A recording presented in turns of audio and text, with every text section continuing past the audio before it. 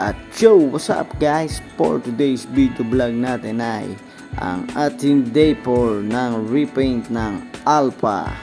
At yan nga guys, kinuha na natin ang ating mga parents dun sa taguan. At ayan, kita nyo naman guys sa ating video na sobrang dami ng ginagawa natin, kaya di rin tayo agad-agad makapag-upload. At medyo busy talaga tayo ngayon guys. Tsaka medyo nagloloko-loko na naman tong ating cellphone na ginagamit. At talagang napakahirap pag ganyan ang cellphone na naman natin. Kaya inayos ko muna yung ating cellphone. Kaya ayan, okay na naman siya. At ayan, tinesting na natin yung pairings guys. At ayan dyan nakita ko na nakakalimutan natin siyang i-repair. At iyan guys, sa kaka-repair natin, inabot na tayo ng gabi sa ating pagre-repair ng pairings guys. At syempre, ang isa pa nagpapahirap sa atin dyan guys ay yung mga tornilyo nating assorted. Talagang halo-halo na yung tornilyo, iba-iba na itsura. Kaya hahanapan natin sa ating mga stock na tornilyo ang ilalagay natin dyan na po pwede pa talaga guys at tatagal, at alam natin tatagal talaga siya. At nakita nyo sa video guys na meron pa siyang kasama na XRM na inasikaso din natin. Hindi natin kayang i-upload ng sabay-sabay guys, kaya hindi na natin nagawan halos lahat ng video yan. Hindi yung Alpha lang ang tinutukan natin dahil yun ang inipisahan ko. At siguro i-upload na lang natin yung video niyan ng mga ginawa natin na iba na, pero hindi katulad nito na full video. Siguro mga pahapyaw na lang. At doon ko isasabay yung kanyang kapalodo ng Alpha, yung cowling, yung panel, dahil kaya rin talaga tayo tumagal. Nagantay-antay tayo ng panel niya at yung cowling para isang salpak, buo lahat, kompleto yung pairings na lalagay natin.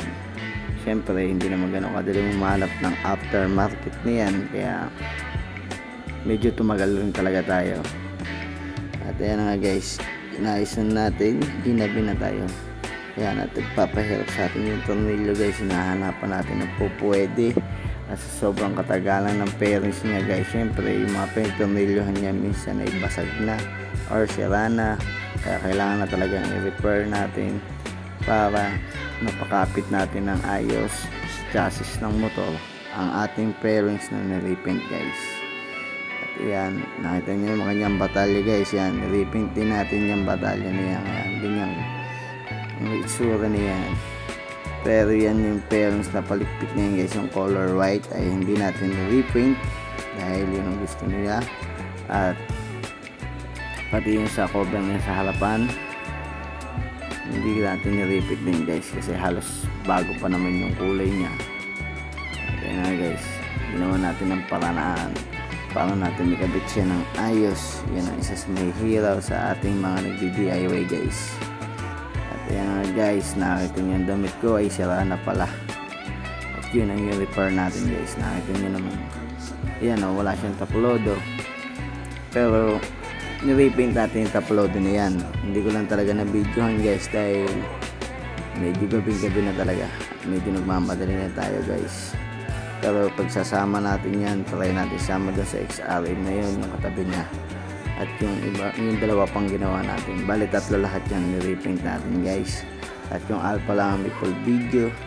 Maraming salamat sa inyo lahat guys. At abangan nyo ang ating mga budget meal na ulam. Meron pa tayo i-upload yan guys. At maraming salamat sa inyo. Please like and share, follow, subscribe my YouTube channel and page, TikTok and Reels guys. Maraming salamat sa inyo at abangan nyo ang ating mga upload video. Ayan guys, oh, ang ating pairings na repaint na Alpha. Ayan na siya guys, medyo komportable na siya at maayos yan o, compare sa dati. Kaya natin i-repaint yan dahil medyo hindi na ganun kaganda yung pintura niya. At yan na guys, ang ating Wave Alpha na ni-repaint guys. Ayan o.